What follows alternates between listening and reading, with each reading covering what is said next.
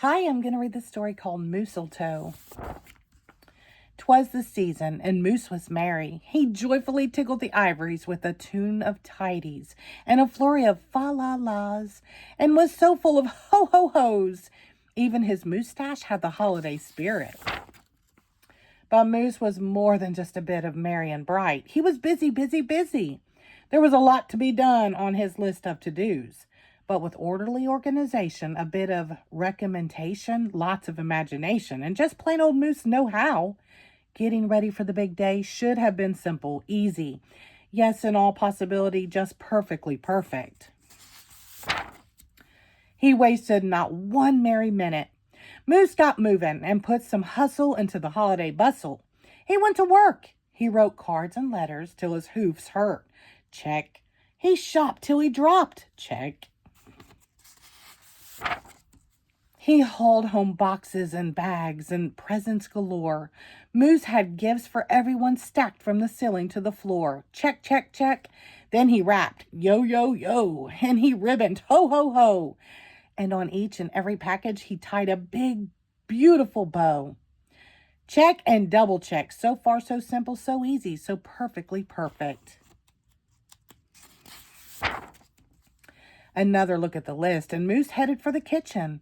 He pulled out the pots, pans, and bowls, sifted through stacks and racks of cookbooks.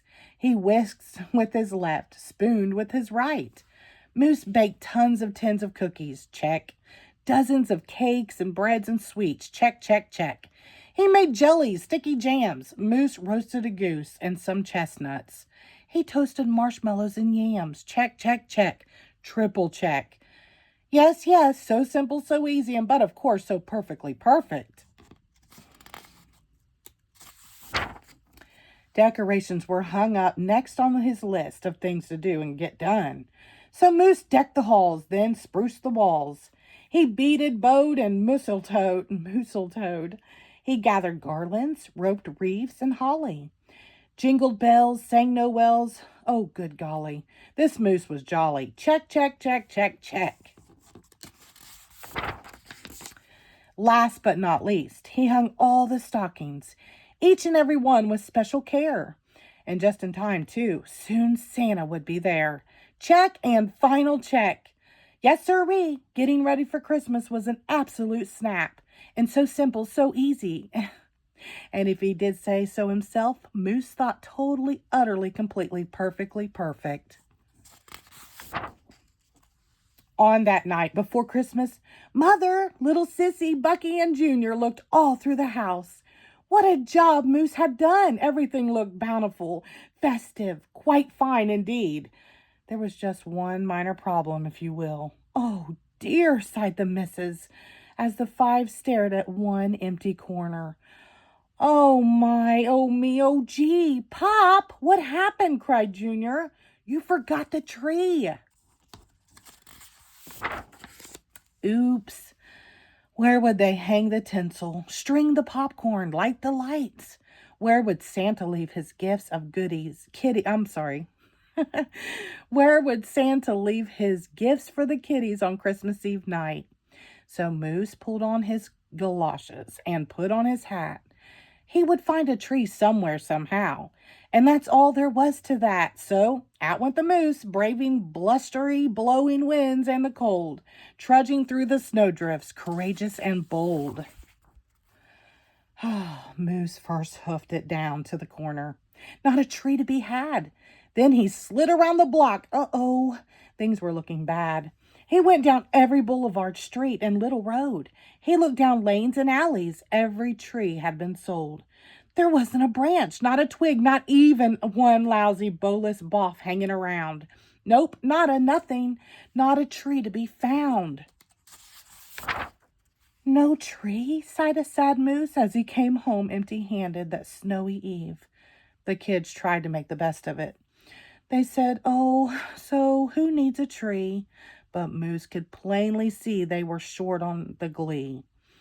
He knew he had to do something, and that's just what he did. In the empty corner he stood and spread his arms out very wide. Then he smiled at his children and he winked at his bride. Kids, he declared, fetch your forgetful pops some of the tried and true family glop. Goodness. So back came the kids carrying a big pot of glue.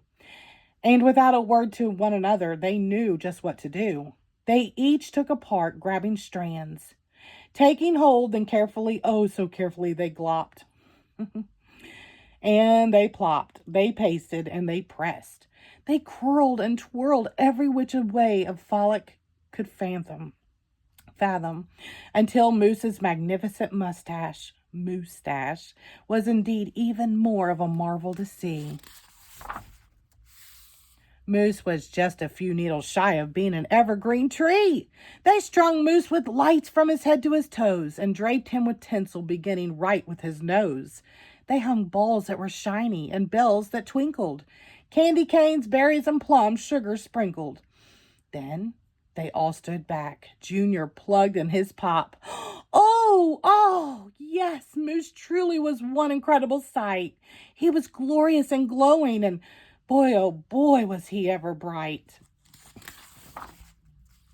Then Junior placed a star on top of Moose's head. He gave him a kiss and a pat, and they all headed off to bed. Except Moose, of course. He stayed in the corner instead, still twinkling and blinking and waiting for Santa. Oh, so it wasn't so simple. And it wasn't so easy. And okay, it wasn't so perfectly perfect. But do you know what? It was pretty close. Ho, ho, ho. The end. Thank you.